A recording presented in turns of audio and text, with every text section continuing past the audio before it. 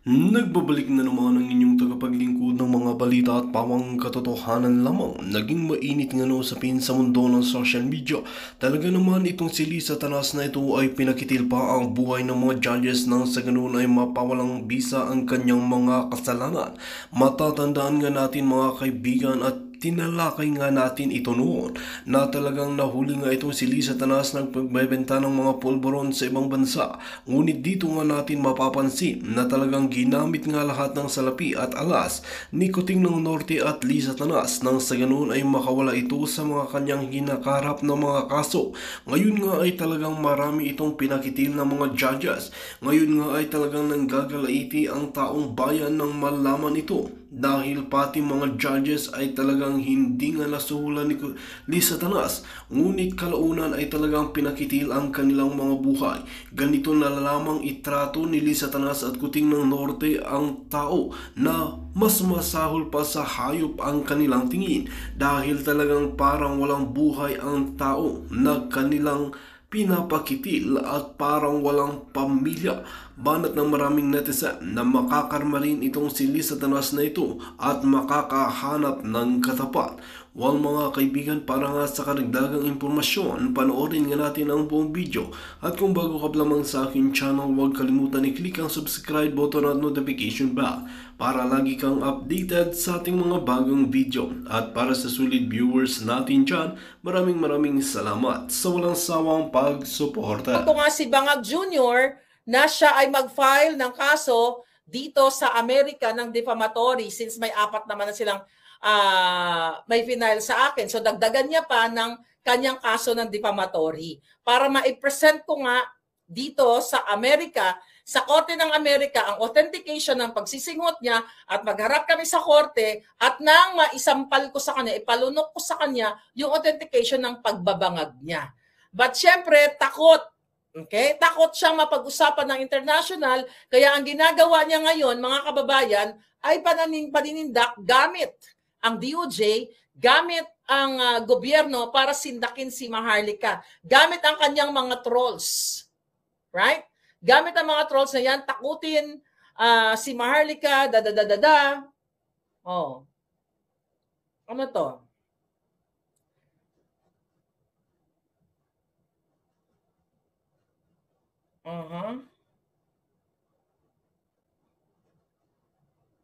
Okay, may bago, ano? Sino to?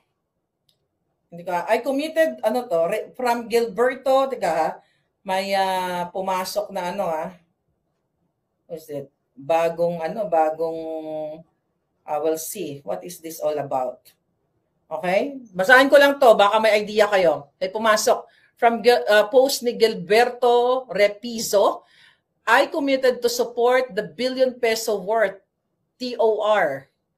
Specifically, I said, defend it and I will support it. But how can I support ignorance on basic question in a project of immense value and scope?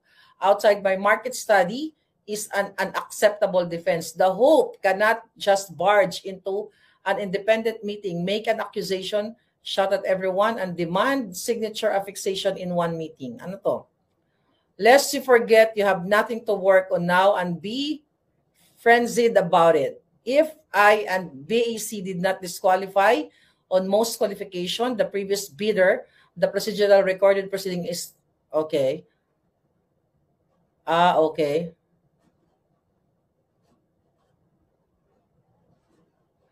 Sa award, di bale. Andali tignan natin to ha. Mukhang expose ito Dali lang. Tignan natin. Give me 1 second.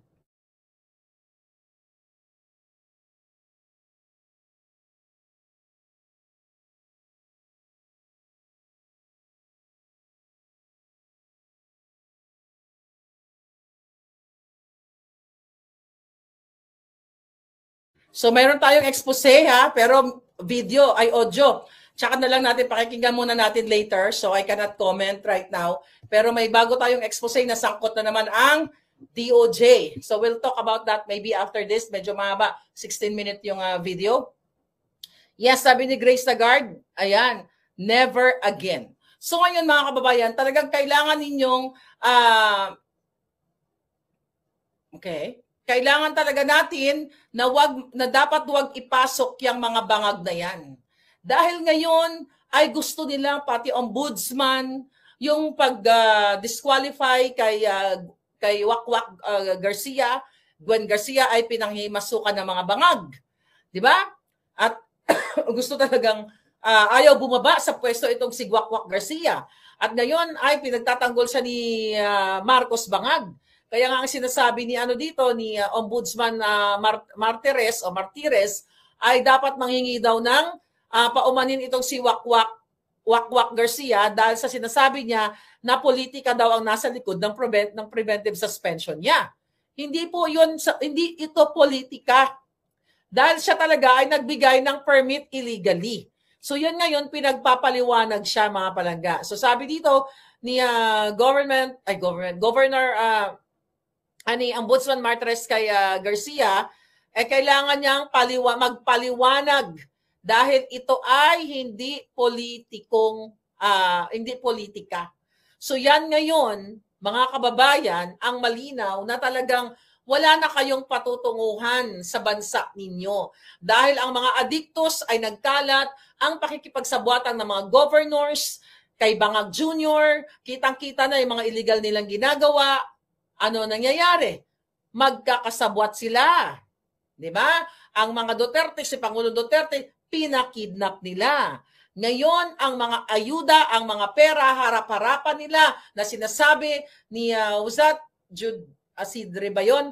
O mga kongresista na talagang itong pera na ito, sinasabi nila dun sa mga botante na ito, galing ito kay Tambaloslos, kay Martin Romualdez. Hindi po pera ng mga kongresista yang binibigay sa ayuda at ang binibigay na mga suhol sa inyo para lang ligawan o kumbinsihin kayo na iboto. Pera nyo rin yan.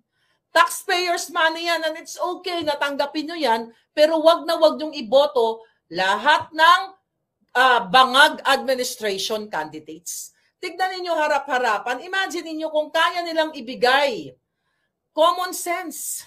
Mag-isip-isip kayo mga palangga. Kung kaya nila ibigay sa inyo mga 2,000, 3,000, 4,000, 5,000, how much more yung kinukubra nila behind the scene? Magkano ang hindi nakikita ng inyong mga mata? Ilang sako, ilang bulto, ilang toneladang pera o ilang toneladang katulad ng ginto. Ang tinatago nila, kumpara dyan sa binibigay sa inyo na 2,000, 3,000, tapos tuwang-tuwa na kayo. Mabubuhay ba kayo sa entire life ninyo? Kahit na lang sa isang buwan. Mabubuhay ka ba sa 2,000? Sa 10,000? Matutuwang-tuwa ka na dahil binigyan ka, mabuti pa itong bangag administration ni Marcos nagbigay ng 10,000.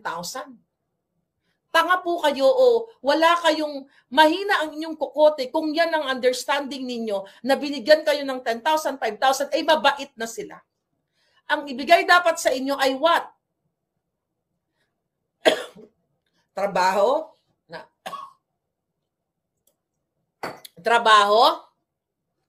malinis na syudad, free from pulburon at asin, peace and order, di ba? Kasiguraduhan ng inyong mga anak, education, nutrition, healthcare. Yan dapat ang hinihingi ninyo sa inyong mga gobernador, mayor, kongresista. Hindi yung bigyan na kayo ng 2,000, ang sinasabi nyo ay mabait na sila. Mabubuhay ba kayo ng 1 linggo? Kahit sa 10,000 siguro mabubuhay kayo in 1 week. 2 weeks wala na kayong pera. So saan na naman kayo? Lilipat na naman kayo kung sinong politiko. Ganyan ba talaga ang buhay na gusto nyo? Mga Pilipino? Yung magsumikap kayo? Alam nyo ako, dumaan din ako sa kahirapan. Pero at young age, sinasabi ko, hindi ako papayag na ako ay magiging ganito ang kinasasakdalan kong buhay. I have to work. Kaya nga working student ang lola ninyo, di ba? Alam nyo na yan, yung ibang mga, yun nakapalo sa akin since 2015. Ngayon, excuse me. Ay, nako.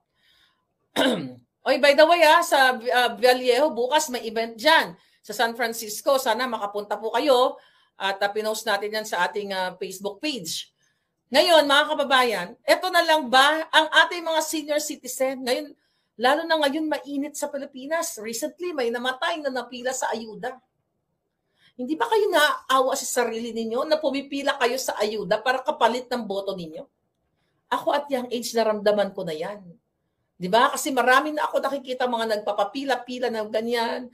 You know, ganito, ganyan. Dalawang kilong bigas. Pero in fairness, no, hindi ako nakapila sa mga bigas-bigas na yan nung bata ako. Naalala ko lang, kinuwento ko sa inyo, Pasko yun, merong isang politiko sa lugar namin, binigyan yung mga bata, tigli 5 piso, parang pamasko. Yun lang yung naalala ko. Pero yung pipila ka ng bigas kasi walang-wala ka na or something, hindi ko naranasan yan. Kahit mahirap ang buhay namin, you know, nagugutom ka rin paminsan-minsan. O baka nung panahon na yun, wala lang masyadong mga politiko na nagpapapila doon sa area namin. But ganun pa man, eto ba yung gusto nyong buhay? Pipila na lang kayo, tapos mabait si mayor, mabait si governor, hawak-hawakan ka ni Luistro, na ganyan-ganyan, bigyan ka, 1, 2, 3, 4, 5, God bless you. Ginagamit pa ang Diyos. God bless you, yung pera binibigay sa inyo. Barya lang yun. Kumbaga, tinga lang yun, latak lang yun.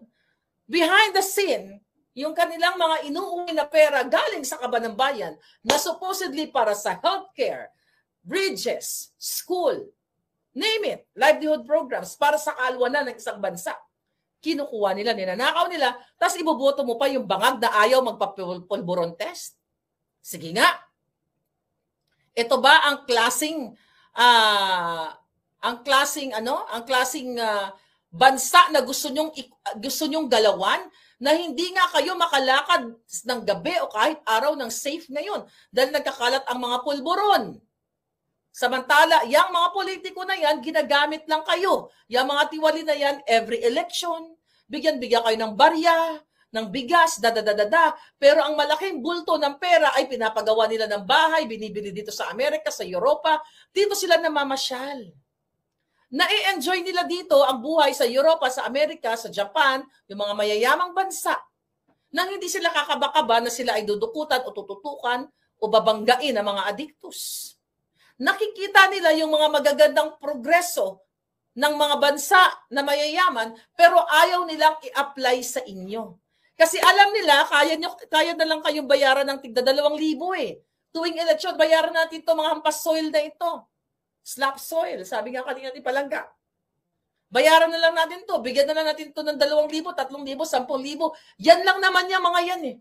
Yan lang yung mga butante, yung mga hampas soil na yan. Diyan sila nababagay. After election, tuloy-tuloy yung kanilang pagnanakaw. So kung gusto nyo mabago ang buhay ninyo, huwag kayong boboto ng bangag-aligned candidates, lalo na yung mga malalansang kandidato nila. Lahat na lang. Yung kidnapping case, dyan sa Anson Ke, yung 14-year-old, mismo ang NBI, ang DILG, ang mga sinungaling. Pinagbibintangan, kesyo kasabwat daw yung mga pamilya, then later on, hindi naman pala. Yung mga gurguran dyan, April 30, may sinamuray sa kantin, di ba? Yan na lang ba ang buhay na gusto ninyo? Every time na lang yung mga workers natin, manggagawa natin tuwing Labor Day, sila ay magwelga pa. Ulit-ulit na lang, ipinanganak na ako. Bago pa ako pinanganak, may nagwelga na tuwing Labor Day. I don't know kung kailan tinatag yung Labor Day na yan, but again, nakagista na natin yan. Na tuwing May 1, may nagwelga na mga manggagawa dahil sila ay nagrereklamo na under minimum wage sila, dapat taasan ng minimum wage, Right? So yan na lang ba yung inyong buhay na gusto? Recently, yung tungkol nga dito sa kidnapping ni Anson Ke. Yung kanilang ano ang sabi dito ng Filipino-Chinese na si Teresita Angsi, right? Ano sabi dito? Naglabas ng opisyal na pahayag ang Movement of Restoration of Peace and Order laban sa PNP.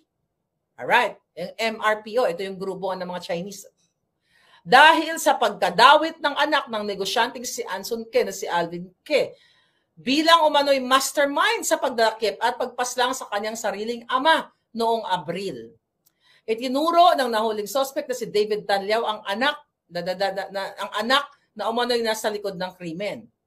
Pero paglilinaw ng pulisya, wala raw maipakitang ebidensya ang suspect para patunayan ang matinding akusasyong ito. Itinuring nila ito sa ngayon bilang diversionary tactic. Ayun na nga, mga palangga. Nakikita ninyo itong Anson Ken, ay itong victim ay yung Gumurgor. Okay? Yung suspect dito, di ba? Ipinakita doon na una, kasama ni Amy Marcos, kasama ni Spokes Harry na nagpa-picture lang naman, pero kasama din ni Gadon, yung Vobo na yan, ng mga bangag. Di ba? Idinadawit nila, di ba? Unang-una, idinadawit si Spokes Harry. Now, idinadawit yung anak. At ngayon, nagpa-file ng complaint nga itong pamilya. At itong grupo ng mga Filipino-Chinese businessman dahil nga ito ay kawalang ebidensya at ito ay kapalpakan ng mga pulis ng PNP na mga sumisinghot ng pulburon dahil pinapayagan ng Bangag Administration na suminghot sila ng suminghot. Diba? Patuloy na lang, mga kababayan, ang mga what? Patuloy ang kahindik-hindik na krimen sa inyong buhay dahil gusto nilang maghari at gustong itumba ang mga Duterte. At I hope makauwi na nga ang Pangulong Duterte sa bisa ng motion, okay, na hinain ng kanyang mga abogado. So ngayon, paulit-ulit ang ginagawa sa inyo na pangloloko, right? Pangloloko, paggugurgur sa mga journalist katulad na lamang ni yung sa Kalibo Aklan, yung almost 90 years old na si Mr. The late Johnny Dayang. Nakita ninyo, yun ay what? Supporter ni Attorney Vic Rodriguez. Ito na lang ba yung inyong mga balita everyday? Driver, pinasok sa kubo, binangbangbang habang natutulog. Dahil maari ito ay what? Dahil ito ay sabog sa pulburon. Di ba? So ngayon, mga palangga, malinaw na walang ginagawa ang Bangag Administration. Why? Kitang-kita nyo naman yung kanilang mga press briefing, ang kanilang mga balita lahat, Duterte, Duterte, Duterte, si Inday Sara, kung hindi si Inday Sara, si Pulong, kung hindi si Pulong, si Basti, kung hindi si Basti, si Pangulong Duterte, ay napakidap na nila, at tayo mga vloggers. Umiikot ang mundo ng DOJ, DILG, NBI sa amin. Ang pera nila, ang pera ng Pilipino, ang panahon nila ay ini-exert nila sa lahat ng kritiko nila. Imbis na bigyan kayo ng maayos na kabuhayan, paulit-ulit na lang tayo. Yung bigas nila, tignan, pinatigil. Yung 20 pesos per kilo na bigas, hindi nila kayang ibigay dahil nga ito ay band-aid solution lamang. Election drama. Na kunyari, di ba, ang headline ng nakaraan, natupad na ang 20 pesos per kilo na bigas na pangako ni Bangag. Tapos recently, pinatigil dahil hindi nga kaya, di ba? Hindi na natuloy kasi hindi siya sustainable. Dahil pang Bangag yung kanilang what? Ang kanilang mga solusyon. Kaya gumawa sila ng mga tagni-tagni o gawa-gawang mga ebidensya laban kay Pulong Duterte na blurred, na hindi pa authenticated. Okay, malaman natin, mga kababayan, recently binweltahan ni VP Sara itong garbage, itong basura na si Clarissa Taratara na taga-ngak-ngak dyan ni Bangag na wala nang ginawa kundi magsalita patungkol sa mga Duterte imbis na iulat nila kung ano na nga ba kung ilan na nga ba ang nabigyan ng trabaho at sa mga sektor. Well, nag-ulat sila, 350 daw na nabigyan nila ng trabaho for 2 years, pero hindi maipaliwanag ng Bangag Administration kung saang sektor ang binigyan nila. Ito ay laway lamang or papel lamang, pero walang hard evidence na may nabigyan ng trabaho. Sinabi nga natin in the past, 2 days ago, na mabigyan na ng trabaho ng 350 sa 2 taon, ilan yung mga bagong graduate o yung mga returnees, yung mga nagpahinga lang, na nagtambay muna tapos magtrabaho uli. Ilan? Pinakita natin kahapon 800,000 to 1 million ang gumagraduate o yung mga returnees na balik trabaho para kumuha ng trabaho. So ngayon, ano sabi ni Inday Sara? Ano sabi ni Vice President Sara dito? Ang sabi niya, nakakahiya sa buong mundo. Okay? Ang Nakakaya sa buong mundo na ganyan yung nagsasalita para sa opisina ng Pangulo. Yan ang sabi ni Vice President Sara, dapat i-level up ang pakipag-argumento. Rason sa rason, datos sa datos. Yun ang sabi ni Inday Sara. Kung anumang pakikipag-argumento, sabi dito, dapat ito ay mataas ang level, hindi yung ganyan. Okay? Dapat sinasabi niya, sabi dito, ano dito?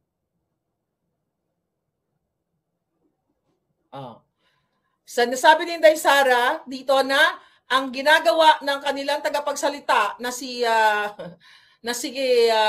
Tara-Tara, mga kababayan, ito ay talagang pagpupulitika at talagang sila ay apektado sa mga Duterte. Dapat sinabi daw ni Castro sa sarili niya,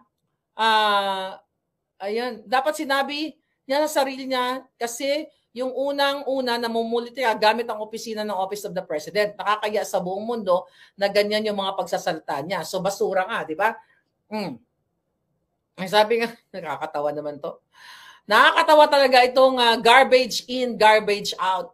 So ang lumalabas sa bunganga ni Castro ay basura. Basura kasi ang finifeed sa kanya, kaya basura din yung lumalabas sa kanya. Imagine nyo, simula nung tinalagayan, well, even before naman yung iba, puro na lang Sara Duterte, puro vloggers, puro kritiko. Wala na silang mauulat na okay, today, itong nangyayari sa atin ngayon, ihilera niya yung talagang may mga nabigyan sila ng trabaho. Ito, dito sa industrial area na ito, nagkapagbigay tayo ng livelihood program sa 100,000 katao. At ito sila. Itong mga Pilipino, nabigyan natin ng 1 million houses sa isang taon. Yung pinangako ni Bangag. Nabigyan ba kayo? 1 milyong pabahay ni Bangag every year. At yung build na gustong ituloy ng kanyang pambubudol promise na ituloy yung mga proyekto ni Pangulong Duterte. May inulat ba? Wala. Instead of build, instead of mga proyekto, Duterte, vloggers, Maharlika, Roque, yan ang kanilang topic every day about us. Ngayon, wini-weaponize pa nila yung sinasabi nilang fake news tayo. Dahil nga naman, inilalabas ni Harry, inilalabas ni Maharlika ang pagiging addictus benedictus ni Bangag. Yan mismo ay binanggit ng ating Vice President, mismo coming from Inday now, na naniniwala si Inday sa ating authentication. Paano nila ngayon yan maipasinungalingan? Kung magpapulburon test si Bangag sa independent, not sa mga Pilipinong bayaran sa St. Luke's doon, yung St. Luke's doctor na umattend doon sa what do you call that? Sa Pidea Leaks na halos pagtakpan nila pagtakpan nila yung pagsisinungaling. Dapat dito magpapulburon test si Bangag sa California. 'Di ba? Dito maghaharap-harapan kami sa korte. Pero ano ang laban ni Maharlika at ni Harry Roque at ng mga vloggers sa NBI, DOJ at sa mga Bangag?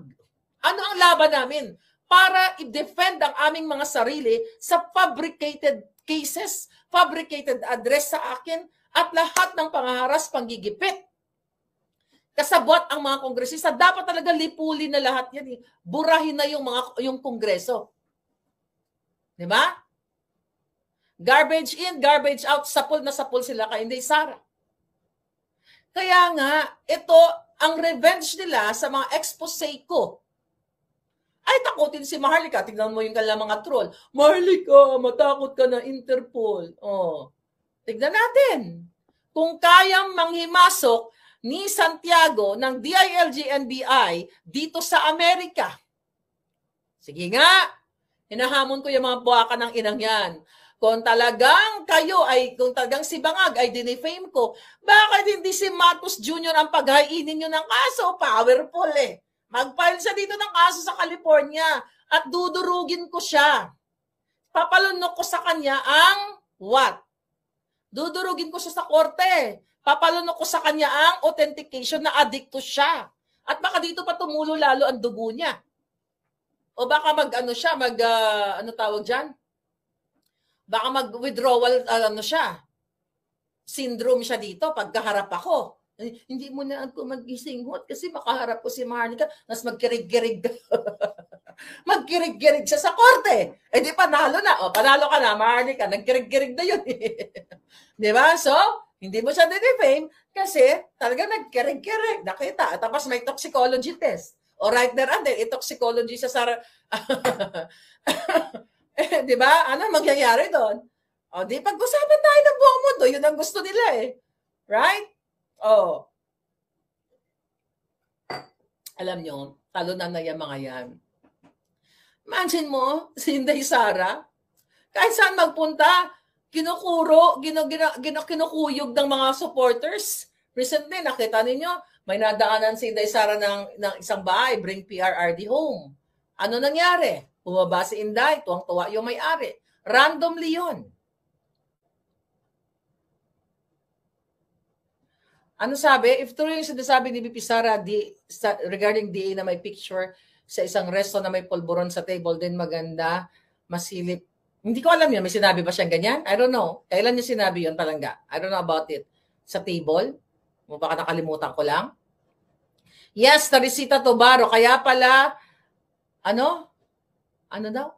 Kaya pala sa Maynila. Hindi ko maintindihan yung comment pa, Palangga. No to Marcos, sisirain nila ang Pilipinas. Sabi nyo kay Amy ganito. Gusto nyo iboto? Iboto ka? Kamo?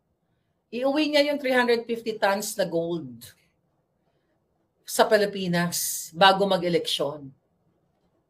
At ibigay niya ang pera sa Pilipino. Ang problema kasi sa atin, kung makukuha natin yung pera, sa nakawin na naman. Kaya dapat talaga, number 56, Attorney Vic Rodriguez, suportahan para lahat ng mga magnanakaw ay gugurgurin sa bisa ng batas. Kasi hanggat walang gurgur tayo, walang parusang gurgur, patuloy pa ulit-ulit na lang yung mga buwaka ng inang yung mga magnanakaw na yan. So dapat talaga iboto nyo yan, number 56, Attorney Vic Rodriguez, kasi isa yan. Sa kanyang prioridad, ang gurgur parusa. Hanggat walang gurgur, nilulusutan lang yung mga batas eh. Nilalaro lang ng tayo. Tignan mo harap-harapan. Harap-harapan. Paglabag sa Omnibus Election Code. Di ba?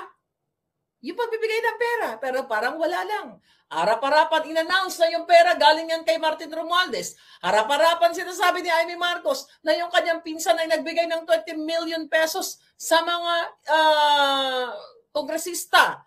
Wala naman, nakasuhan ba? Tapos ngayon, bida-bidahan?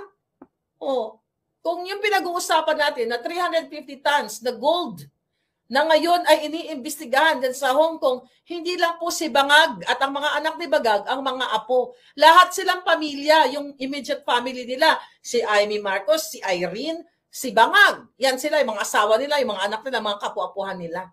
Kaya never again. Paano ka maniniwala kay Amy? Maniniwala ka dahil ngayon ay nagpa-imbestiga siya dyan sa ano na yan, yung kay Pangulong Duterte. Kahit naman hindi niya pa-imbestigahan yan. Malinaw pa sa sikat ng araw na si Bangag, yung kapatid niya, ang may pakanan yan. At ang kapatid niya ay nilalabas sa picture. At sinasabi niya, ang kapatid daw niya ay napapanibutan ng Jejemon. My God, tanga ka na lang kung iboboto mo yan. I don't think iboboto ni Inday yan sa pabalota. Diba? I don't think so. Di naman natin nakita kung sinong botohin ni Inday. Huwag niyo iboto yan. Unless na lang gusto niyo pa na mapabudol muli. Nasa inyo yan. Hindi ko kayo pipigilan. Kung gusto niyo mapabudol muli, hindi boto niyo.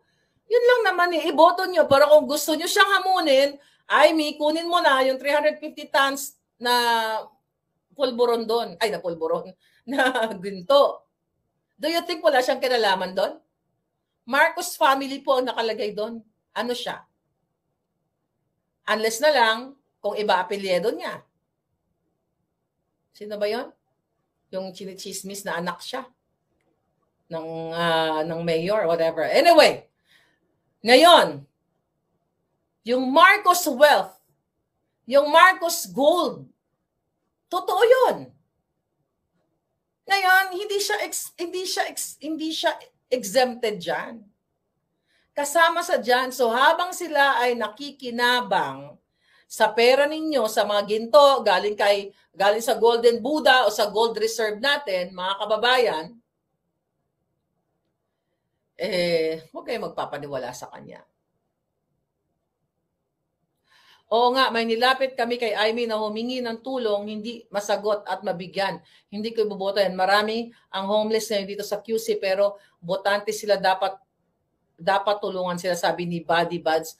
Oo, walang itinulong. Alam niyo ba, ang dami kong nilapit na tulong, ay na nangingi ng tulong kay Amy Marcos. Wala naman eh. You know? Ang dami kong hiningin tulong, wala naman. Walang binigay. Sabi ko, ito may problema. Wala. Lacson daw yung tatay ni Amy. Si Lacson daw yung tatay niya. Di lang sa HSBC, meron pa rin daw sa mga European banks. Yes, we talk about that romantic move.